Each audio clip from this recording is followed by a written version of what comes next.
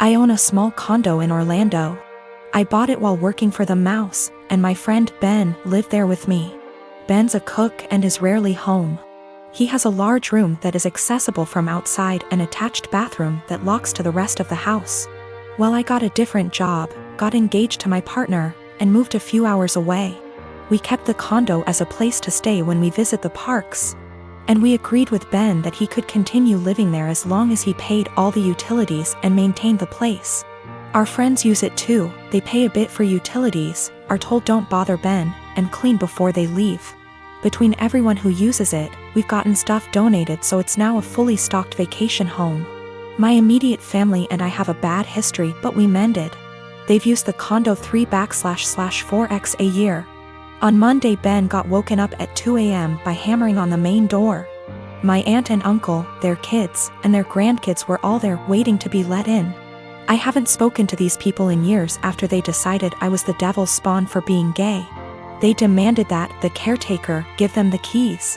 Ben called me. I told him to give them my number, then shut and lock the door and not let them in. My aunt was insistent that my condo was actually owned by my family. It was the family vacation home. And it was against the law to not let them in.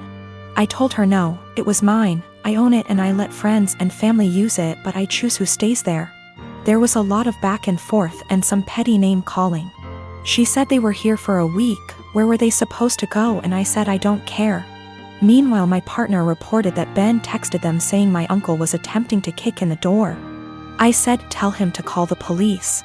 She hung up on me and Ben said they left.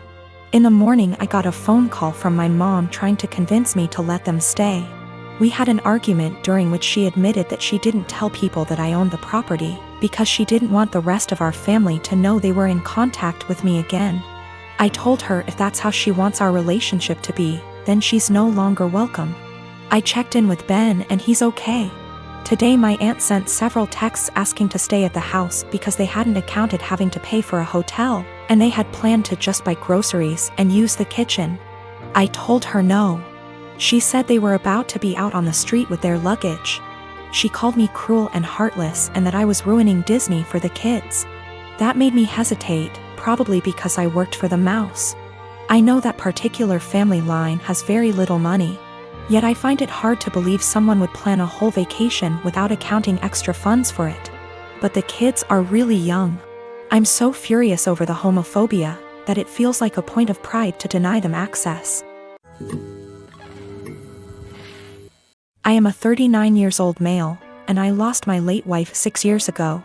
I have a 16-year-old son, Daniel, and I recently got engaged to my fiancé of 2 years. Her mom and I aren't on good terms because of how she behaves. She's a controlling, self-centered, Dolly Parton wannabe. I learned to ignore, but she's been annoying Daniel and criticizing his personality regularly. He's a private kid and still hasn't gotten used to the new family dynamic, but he's in therapy and is doing fine.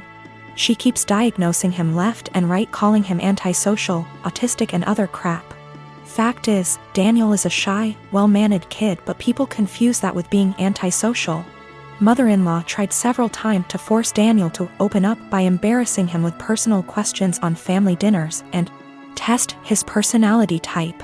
I've realized the effect her behavior had on Daniel, so I gave him the choice to no longer be in the same room / house as mother-in-law, and he appreciated this a lot. Mother-in-law didn't like that Daniel kept his distance and no longer visits and kept ing about how spoiled he will become for her daughter to deal with. I told her to stop bringing it up, but she cried, "I'm just doing this for Danny." Last week she visited unexpectedly, wanting to say hi to Daniel. After Daniel greeted her, he went into the bathroom and she went into the living room with my fiancé. I was in my bedroom when Daniel came and said his journal was gone. We looked for it but didn't find it. I asked my fiancé, who was alone in the kitchen, but didn't see it. I paused for a second to ask where mother-in-law was. My fiancé said in the living room, but I saw her coming down the stairs. I asked where she was. She said the bathroom. I saw her purse in hand, so I bluntly asked if she took Daniel's journal. She looked offended and called for my fiancé when I insisted to see inside her purse. She wanted to leave, but I didn't let her. Fiancé told me to stop it, but I insisted, and the journal was there. Mother-in-law tried to explain this was her only chance to get to know Daniel better because she cares about him. I blew up at her and berated her for stealing from my son and told her she's banned from my house for the stunt she pulled. She argued with me, then left. My fiancé apologized for her but said banning her from the house was over the top. It backlashed and father-in-law argued and hoped his daughter realizes how I am and call off the wedding for refusing to apologize to Mil. Fiancé said her family won't come to the wedding till I reconcile with her mom and cancel the ban, but I won't let my son be disrespected in his own house and asked my fiancé to understand. I'm refusing to reconcile but am aware this could ruin my relationship with all my in-laws, not just mother-in-law, and my fiancé thinks I'm selfish to cause drama. I have been married with my husband for 3 years and haven't been dating for a little over 5. My husband has this friend Mary. They've known each other since they were in high school and she's considered one of the boys, if you may. That basically means she's always invited to all the fishing trips and stuff, which I don't mind at all. I trust my husband. Well, my problems with Mary started when she first found out I'm half Romanian. It started kinda innocently, with her asking me to say certain words, teach her some insults, etc., which didn't necessarily bother me. But it usually put me on the spot whenever we were out with my husband's group of friends. It only escalated to her Googling stuff about Romania and asking me, are you a vampire? Do you bite your husband by the neck? To, are you a gypsy? I bet you've got some of that gypsy blood in you, which is just blatantly racist. Last week, me and my husband organized a mini barbecue with our friends and Mary was invited by my husband despite me telling him she makes me uncomfortable. He said he had talked to her about her remarks and she's been understanding, so it's unlikely she'll say something this time. It was midnight and there were about 4 of us left and I accidentally spilled some red wine on Mary's jeans when I tripped over a carpet. All hell broke loose.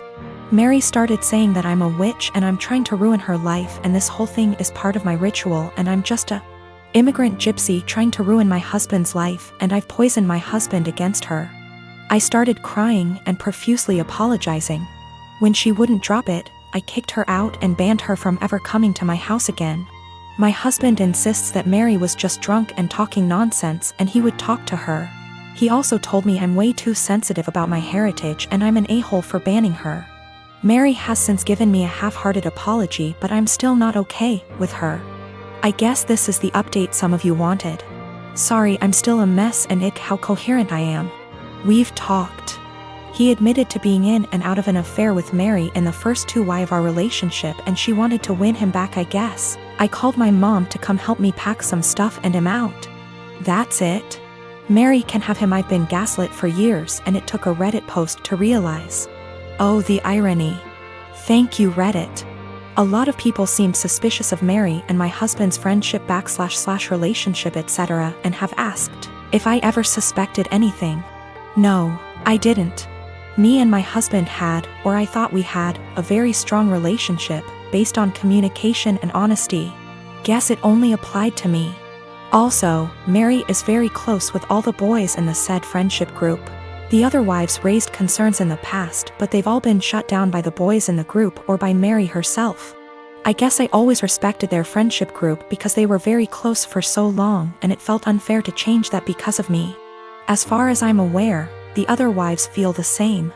Plus Mary has been in a relationship for about 2 years and always claimed she's focusing on her career. She's too busy, etc., so none of us ever saw her as a potential threat. But now it just makes me think there could be more to this story. But I'm tired. As of right now, I am just exhausted.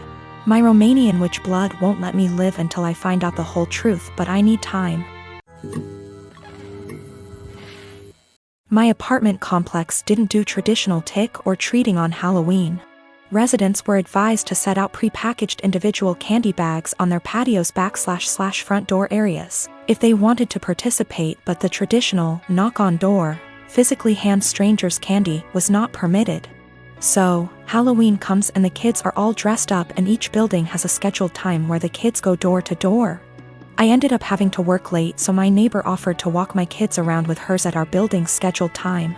About 45 minutes later my kids came home with a small bucket of candy. 6 little goodie bags each from individual apartments that participated. Everything was fine.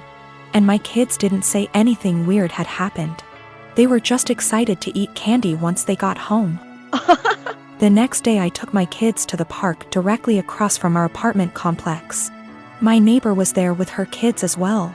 The kids were playing and she took out one of those individual goodie bags with candy in it from her purse and started to loudly rummage in it. She ate several pieces of candy and my daughter eventually noticed. Ran up and asked if she could have a piece and my neighbor responded, "Nope, this is my tax candy. Remember that this was my reward for taking you trick or treating last night." I was a little weirded out by that statement and asked what she meant. She said that since she is the one who had to take the kids out, she took 5 bags from each of my kids as a tax. Her son then chimes in and said, "You only took 2 bags from us." She responded with, "But I'm your mom. I was doing OP a favor so they get a higher candy tax." I was thinking about how to respond when I noticed that she was holding a Starburst candy and decided to just smile and nod and go back to watching my kids. I let her continue to finish off the bag of candy and then said, "Hey, aren't you vegan? You know a lot of those candies are made with animal products, right?" I explained what gelatin was and how a lot of those candies are made with it. She was horrified, Googles it and then told her kids that they were leaving. She said something about how she was going to be sick and stormed off. Now she's giving me dirty looks every time we see her and won't let her kids play if she shows up at the park and we are there. My husband thinks I'm an asshole cause I should have either not said anything about the gelatin or said something right away when I noticed. I don't think it's my job to tell a vegan what is and isn't vegan though, and she deserved it for stealing candy from little kids. When we got home from the park after the gelatin incident, I sat my kids down and asked why they didn't tell me that the neighbor took half of their candy. My oldest kid is 6 and my youngest kid is 4. 6-year-old explained that as they went door to door during their designated trick-or-treating time, she would have my 4-year-old grab 2 bags instead of 1 from each apartment for the majority of them. She explained it to my kids that they were grabbing extra bags for her to be handed over at the end as taxation. So either freaking way she was directly taking candy from my kids or taking candy from other kids through mine. As for the authenticity of her vegan sim, I may have exaggerated when I said super vegan when I first posted this. She claims to be vegan and is very in people's faces about the benefits etc. It's 100% about the health side. She brags about veganism curing cancer, diabetes, even some mental health issues. I have never once heard her talk about the benefits for animals. She also sells herbal tea products, customized gym clothing etc. so she totes a pretty big vegan lifestyle. If that makes sense. Now for the gelatin. She knows what gelatin is, she knows what it's made out of, she knows that there are obvious things that she can't eat. But she had no idea that a lot of candy specifically had gelatin apparently. When I told her that they had gelatin in it, she knew what gelatin was but Googled the candies to see if I was correct. I think she is either really dumb or she eats non-vegan stuff all the time when no one's watching, and had to pretend to be horrified about it at this point. Cause a lot of you guys have pointed out that you literally can't be vegan and not know these things.